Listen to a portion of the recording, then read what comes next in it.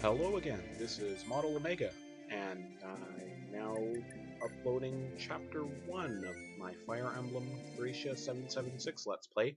This recording was 25 minutes long, so I have it split in 3 different parts, and I will be uploading the first part pretty much once I'm done this and YouTube has rendered it, and part 2 and 3 will come either tomorrow or the day after, or one day and one after. Yeah, it's all clear. Part 3 is pretty short. I'll probably do that after I do part 2. Anyway, I just want to mention the opening to this game is broken with the translation patch. None of it has synced up at all, and I think there's even dialogue from later in the game. It doesn't make sense. If you want to read the opening, go to Serenus Forest, and you can read it under the script menu in the Thracia 776 tab. In fact, if there's any dialogue in this game that is untranslated, you can find it there. It's a great resource if you need any info on any of the Fire Emblem games. Pretty great site.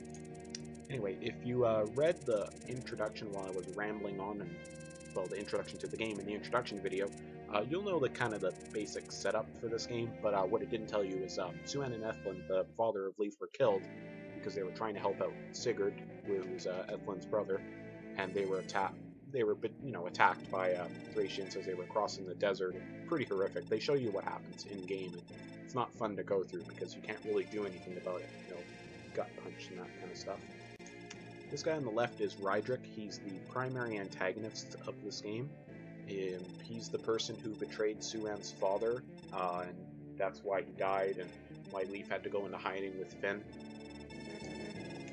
There's a lot of text in this game, so I'm not planning on doing any narration for the text, but if anyone wants me to, I'll consider it. If I get enough requests, I'll probably do it. I was thinking about doing it anyway, but I don't know if I want to put myself through that, even though it would probably be easier than just coming up with notes. I'm basically reading from notes on a page, and that's how I'm able to kind of keep on task, although I had to take a bunch of takes already. Ooh, that was redundant. In case you're wondering, I am literally recording the raw footage with Hypercam, and I'm doing all my editing and voice work in Windows Movie Maker.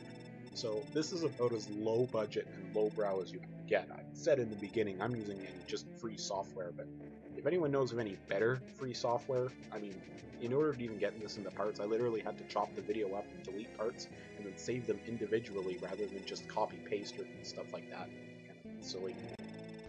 That's Marita, that's Avel's daughter, and that's Nana. That's kind of Finn's daughter. It's kind of unclear. Thracia 776 adds a lot of canonicity to a bunch of things from Genealogy of the Holy War, one of them being that Beowulf at least fathers Delmud, which is Lachesis, who is Nana's mother's other son. I hope you can keep up with me.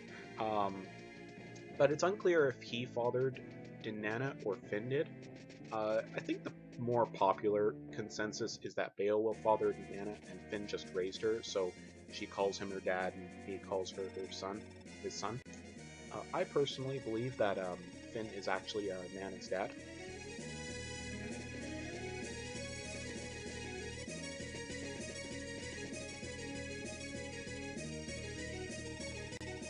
Wow, this opening to the chapter is really long. Maybe I should just do narration so I don't have to strain myself thinking of things to talk about in these huge openings, but don't worry, once we get to the actual gameplay, it should go pretty quick. I think actually the opening is why this part 1 has to be 25 minutes long, and why I had to split it up in so many parts.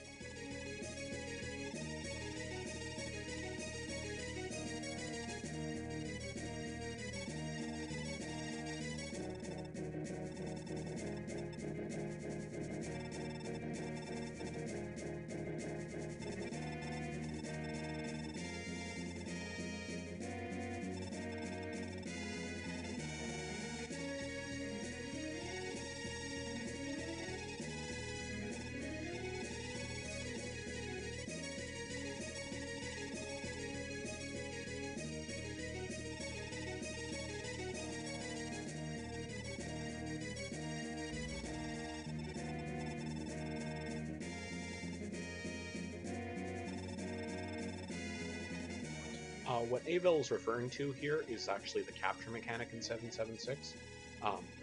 By having all your relevant combat stats, you can attempt to capture an enemy, and if you drop their HP to 0, you don't actually kill them, kind of like grab onto them, and you can have another person take their items or take them yourself, and then eventually let them go. You can actually you can capture the final boss in the game. It's pretty funny. I don't even think everyone bosses and such have a unique text for when you release them after capturing them. Yeah, you can capture the final boss and even Rydrick, but I don't think either of them have special dialogue because I don't think they were meant to be captured. They're kind of, in terms of capturing, they're Lord British postulates. Anyway, I moved Othin down to the lower village there because there's his unique weapon, the Fuji, you can pick up, which kind of makes him one of the most broken units in the game. You'll see more about that when I have to bust it out. I'm using Finn here to lure one of the soldiers there that has a javelin, and I've just set everyone up here to have the enemy kind of just crash into them. Common tactic in Fire Emblem. Have the enemy come to you, don't go to the enemy, because then you can get swarmed by reinforcements, which this game likes to do. But that'll come into a play in later chapters. I don't want to have to make my blood start boiling this early. Anyway, if you're watching this, I'm assuming you have at least a little bit of familiarity with the Fire Emblem franchise, so I don't want to go too into detail about the different game mechanics.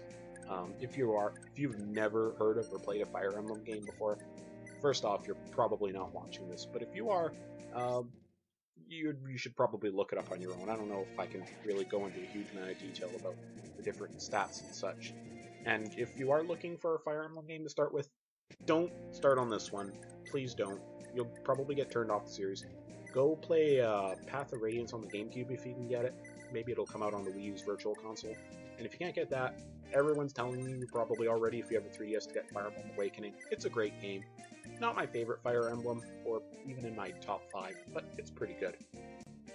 Anyway, I'm using Finn to help Leaf take this guy out. Finn is way too strong on his own to kill this guy, so when I tell him to try and capture him, it'll weaken his stats so he won't kill him, but then crit and killed him anyway, so wow, nice job EXP Hog. You probably noticed earlier that I had Havan capture a guy, and then I traded his items with Abel and Finn, and that is actually basically the primary way you get items in this game. You don't start with any gold, you never get any throughout the game. The only way you can get gold is to sell items you get.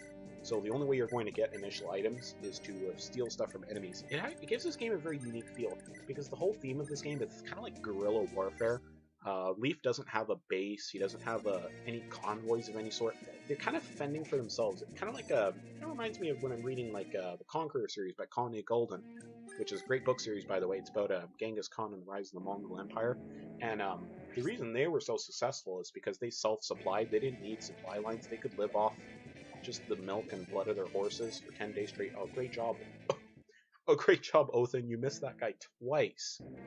Yeah, that's something about the RNG in this game is kind of messed up. It seems to, I don't know, it's it seems almost rigged sometimes. You can miss I've missed 2 shots in a row at 99%. And I know there's a skill that kind of makes shenanigans like that happen, but I know for a fact that guy didn't have it. Anyway, we just got some new units. I suppose I should maybe talk about them a bit. By the way, basically all the people we have right now are members of the Fianna Militia. Othin and Havan basically don't have any personality because there's no support convos in this game. A little interesting thing, the bandit Marty and the big guy Dagda are actually gay lovers. And no, I'm not making that up. In the ending to the game, everyone has like their own little title. And Marty's title is literally the man whom Dagda loved. I don't know if this means that it was like a non-platonic love, but it's pretty heavily implied that they were in a relationship, which I wish it was explored more because they have absolutely zero dialogue together, which is kind of disappointing when you think about it. Anyway, this part is coming to a close. I'm just going to move my units up to draw more enemies out. I'm going to end my turn, and when we pick up a part 2, it'll be right after that. Not much else to... I don't know if I missed over anything, so just enjoy this conversation between Dagda and Nibel, and I'll see you guys in part 2. This has been Model Omega.